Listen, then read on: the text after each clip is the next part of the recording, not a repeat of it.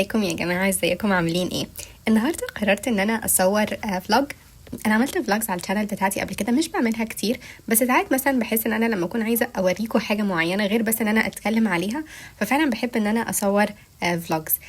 صراحة السبب اللي انا فكرت ان انا اصور فيه ده هو ان انا كنت عايزة اعمل فيديو عن اهمية ازاي ان كل حد فينا يتعلم ازاي يقضي وقت لوحده. فقررت ان انا في يوم، يعني انا اكتشلي بعمل الحاجة دي كتير، بس قررت المرة دي ان انا اصور فعلا نفسي وانا بعمل كده، ان انا اروح اخرج لوحدي واعمل حاجات انا بحب اعملها لوحدي من غير ما اضطر ان انا اقول لحد او استنى حد يجي معايا.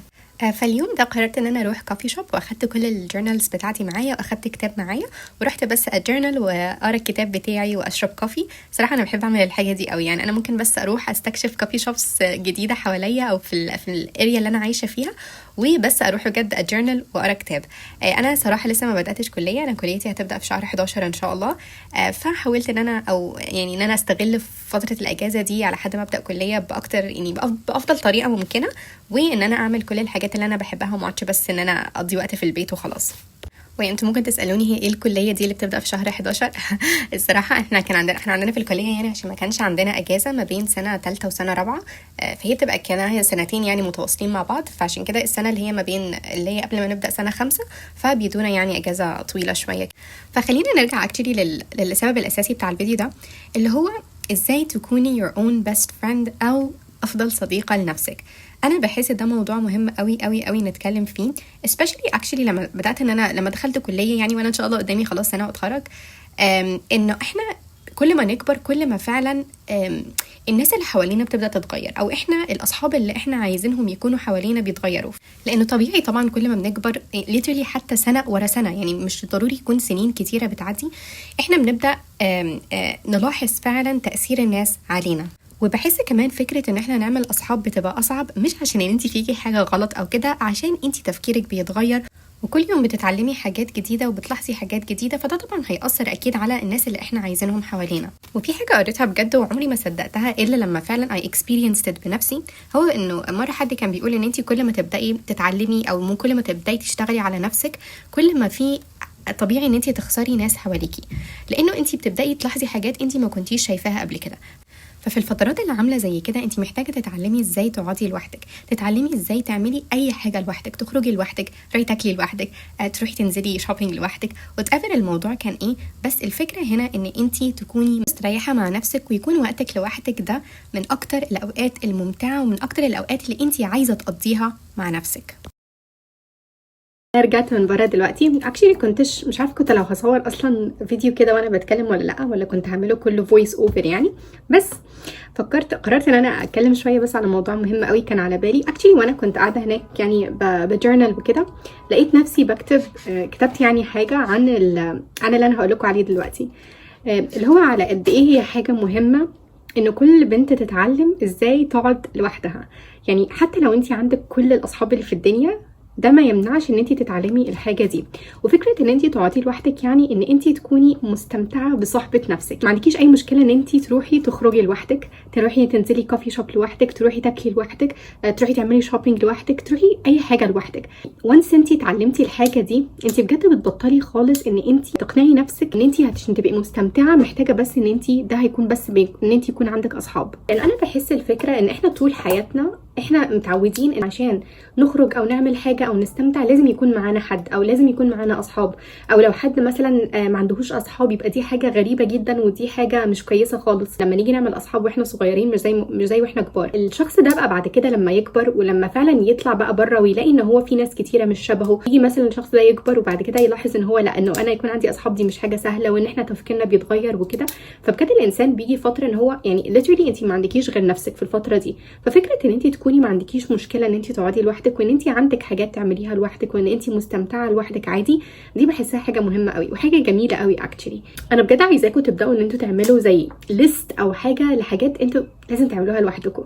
انا عارفه في الاول ممكن تبقى مخيفه، يعني مثلا لو انت عمرك ما رحتي قعدتي في مكان لوحدك او رحتي اكلتي لوحدك، هتبقى حاجه طبعا يعني مخيفه، وحاجه ان هو الناس هتقول عليا ايه، وانه انا هبان اكني شخص غريب جدا ان انا قاعده لوحدي، والناس هتقول عليا ان انا ما عنديش اصحاب.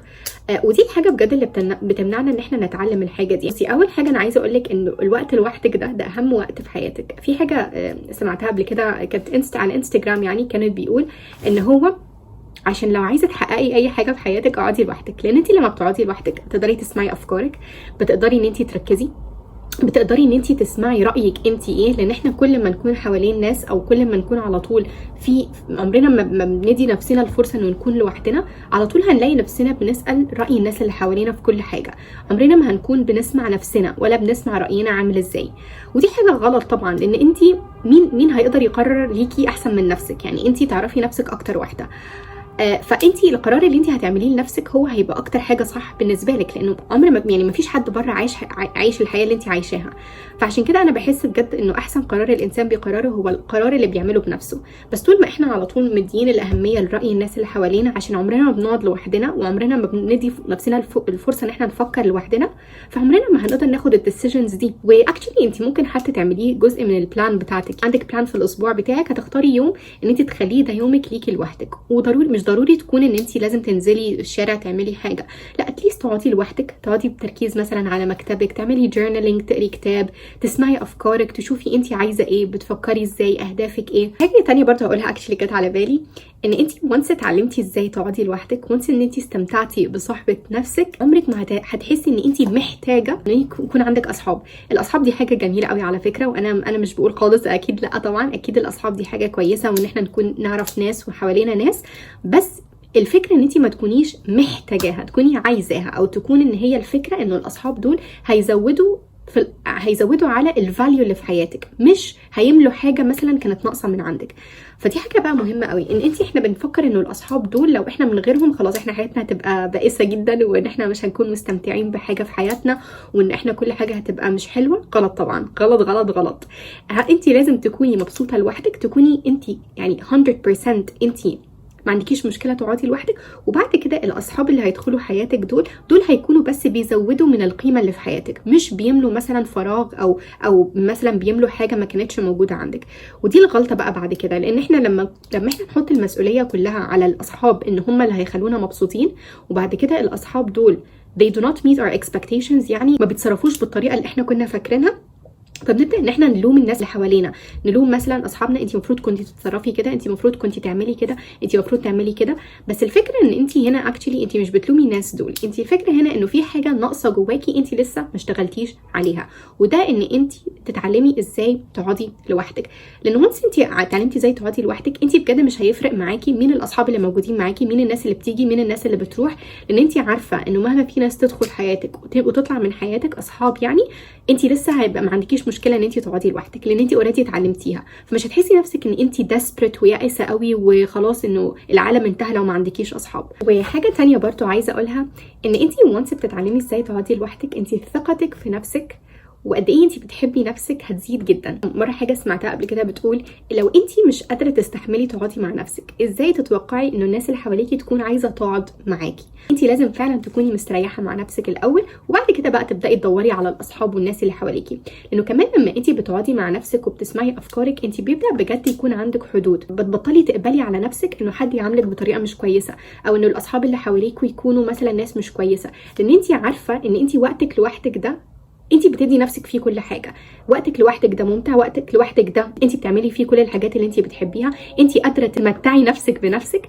بتوصلي للنقطه اللي انت فعلا بتلاحظي فيها ان انت الانرجي بتاعتك دي، وانه الوقت بتاعك ده حاجه فعلا غاليه، وان انت بدل ما تضيعي وقتك والانرجي بتاعتك مع ناس اساسا مش كويسه ليكي وبتاثر عليكي بطريقه سلبيه، ما انت كان ممكن تقعدي الوقت ده لوحدك وتشتغلي على نفسك وتعملي كل الحاجات اللي انت بتحبيها. فعايزه اقول لاي حد دلوقتي، لو انتوا مثلا بتمروا بفتره وانتوا بتقولوا ان انتوا ما عندكمش اصحاب فيها او كده، فانا بجد عايزاكي ترجعي لنفسك، عايزاكي تبصي على نفسك وتقضي الوقت لوحدك. لانه بجد انا بجد ببليف جدا انه لما ربنا ما بيكونش بيدي حد اصحاب في حياته لمده فتره معينه، ربنا بيكون عايزك تشتغلي على نفسك، عايزك تقعدي لوحدك فتره الاول، تشتغلي على نفسك، تعرفي انت مين، تشتغلي على السيلف كونفيدنس بتاعتك، تشتغلي على ان انت ازاي تتعلمي تقعدي لوحدك، وبعد كده ربنا فعلا هيدخل في حياتك الناس الصح. لانه الفكره دلوقتي الناس اللي بتدخل حياتك هي الناس اللي بجد اللي شبهك. ففكره ان انت بقيتي انسانه بتشتغل على نفسها، انسانه واثقه من نفسها، انت هتاتراكت او هتدخلي حياتك ناس شبهك، ناس بتشوف قيمتك، ناس بتحترم وقتك، ناس كويسه ليكي، مش بتاثر عليكي بطريقه سلبيه، مش بتعاملك بطريقه مش كويسه. اقعدي لوحدك واشتغلي على نفسك، وبعد كده كل حاجه هتتحل، كل حاجه لوحدها بجد هتتحل. يعني بجد النهارده اصلا لما رحت، يعني شفت الفلوج لما رحت خرجت لوحدي ورحت عملت جورنالينج ورحت قعدت بره، يعني بجد اقول لكم حاجه، انتوا بتلاحظوا، انتوا بتفكروا ان الناس كلها باصه عليكم، الناس صدقوني الموضوع ده مش صح خالص. كل واحد في حاله، الناس مش مهتميه اصلا انت بتعملي ايه، كل بجد واحد في حاله. واصلا لما تبداوا تطلعوا وتخرجوا مع نفسكم كده هتلاحظوا انه في ناس كتيره قوي قاعده لوحدها على فكره، وفي ناس كتيره اللي قاعد مثلا بيذاكر، واللي قاعد بيكتب حاجه، واللي قاعد بيشتغل. فبجد يا جماعه انا بجد عايزاكي تاخدي الستيب الاولانيه دي، تبداي تقضي وقت لوحدك، تعملي بلانز لنفسك مع نفسك، حتى لو في البيت، بس ان انت تخلي وقتك لوحدك ده وقت ممتع، ووقت انت عايزه تقضيه، انت حاجه بتلوك فورورد ليها، حاجه انت نفسك تعمليها كل يوم. يعني يا جماعه بجد اقول لكم حاجه، انا وقتي لوحدي ده بحسه من اهم الحاجات اللي في حياتي بجد. يعني انا بحس ان هو ده الوقت اللي انا باخده عشان اسمع نفسي، عشان افكر، عشان اعمل كل الحاجات اللي انا بحبها. اي حد بيشوف الفيديو ده بجد I support you 100% ان انت تبداي تطلعي بره الكومفورت زون بتاعتك. انا عارفه في الاول هتبقى مخيفه، بس لا، انت محتاجه فعلا تتعلمي ازاي تقعدي لوحدك regardless انت شخص انطوائي شخص اجتماعي.